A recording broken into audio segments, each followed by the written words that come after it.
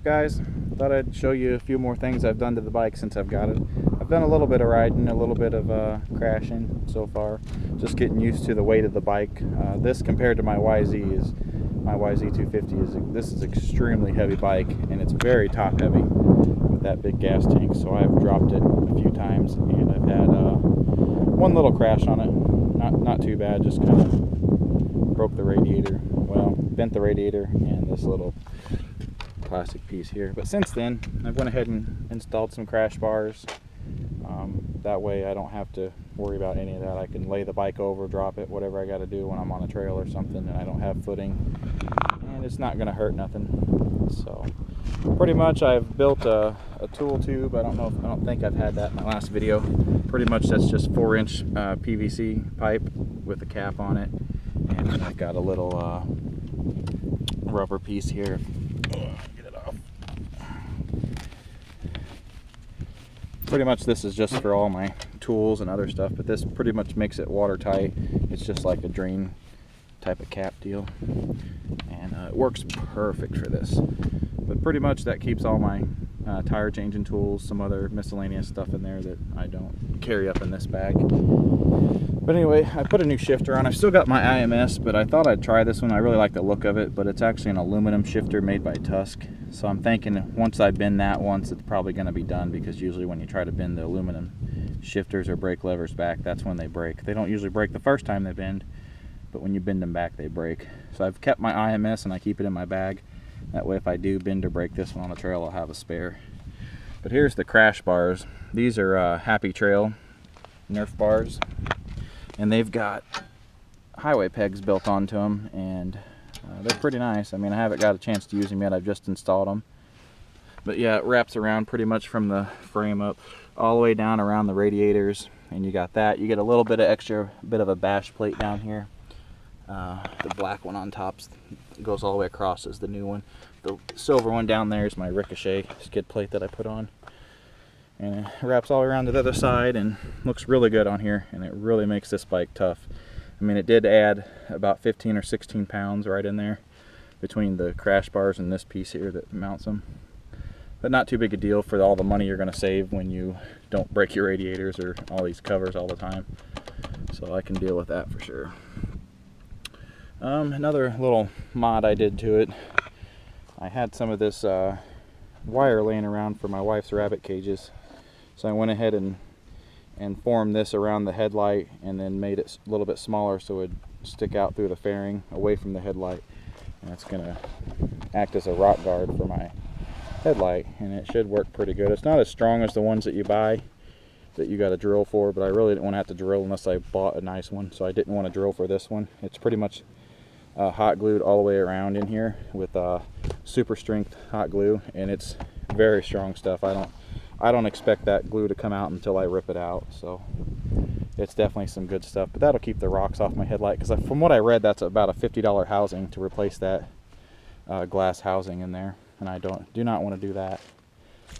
I still got some crash bars, or some hand guards coming, some Bark Buster type, just some cheaper ones, just like the ones I got on my YZ, except they're coming in black.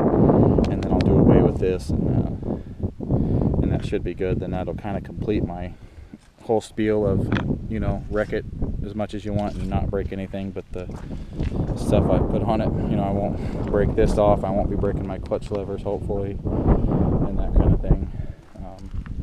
But yeah, that's about all I've done to it. Just waiting on those, and I got some dirt bike pegs coming to get rid of these, because once you're on the trails and stuff and your feet get wet, these become pretty slippery with this rubber. So I'm going to go ahead and take these off and switch them with these, because they'll mount up here. Then that way this peg and this front peg matches, then I'll just have a dirt bike peg. But I don't want 3 different pegs, you know, 3 unmatching pegs on here, because right now I got 2 matching there and 1 there that's not matching. So definitely don't want a bunch of unmatched stuff looking a little silly. But other than that, that's about all I've done, really. I still need to check my plug again. I keep forgetting every time I got it in the garage. I forget to take the tank off and check the plug. But last time we had it out, it wasn't running lean or anything. It was a grayish color, but I'm gonna have to check it again just to be sure, because I don't want to, you know, put a hole in the piston or anything like that running too lean. But yeah, just kind of out today and going for a little ride. It's really warm out. I'd say it's about 65 degrees or so out today on a Saturday. So it's pretty nice. Just trying to get out and ride a little bit. But yeah, pretty much got her all armored up now, and I can pretty well ride wherever I want, not have to worry. You know, I've got the knobby so I can go off-road as much as I want, and got all the protection. Picked up a new dual sport helmet. I don't know how well you'll be able to see it. It's just the MSR Expedition, and I ordered a dark smoke for it, so I've got that on there now, and it's a pretty decent helmet.